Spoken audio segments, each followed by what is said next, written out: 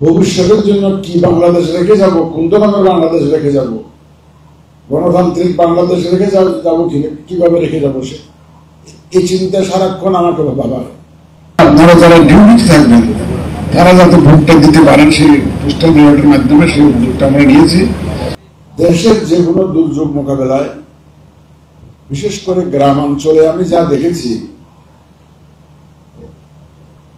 প্রাকৃতিক দুর্যোগ যখন হয় তখনও দেখেছি যে এই সমস্ত বাহিনীর সদস্যরা ঝাঁপিয়ে পড়ে। আমি আজকে যে ট্রেনিং এর যে কম্পোনেন্টস, বিশেষ করে প্র্যাকটিক্যাল একটা ডেমনস্ট্রেশন যে দেখলাম, ডামি ইলেকশন সেন্টার করে ভোটাররা আসছে হচ্ছে একসাথে, বলা হচ্ছে যে প্রায় 1,45,000 বোধহয় না 1.5 লাখ লোককে আপনারা ট্রেনিং দিবেন।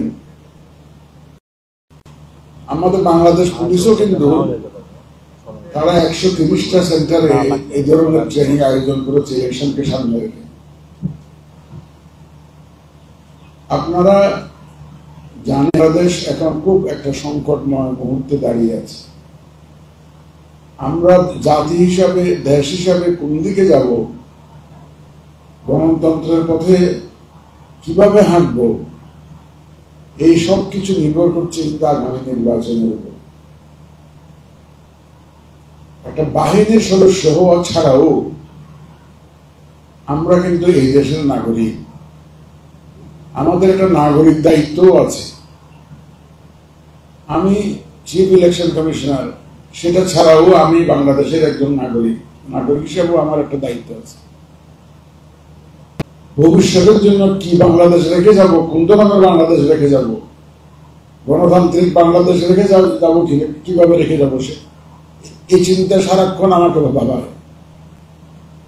এটাকে একটা রুটিন দায়িত্ব হিসেবে আমরা নেই, আমি ব্যক্তিগত দায়িত্ব হিসেবে নেই, চাকরি হিসেবে নেই। বাইরে গিয়ে কিন্তু এই উদ্যোগগুলো নেওয়া হয়েছে এবং আমাদের যে পরিকল্পনা, তাতে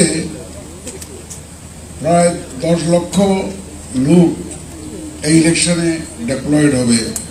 প্রিসাইডিং অফিসার, পুলিং অফিসার, আইন শৃঙ্খলা বাহিনী থেকে আরম্ভ করে প্রায় আনুমানিক প্রায় 10 লক্ষ লোক এখানে ইনভলভ হবে।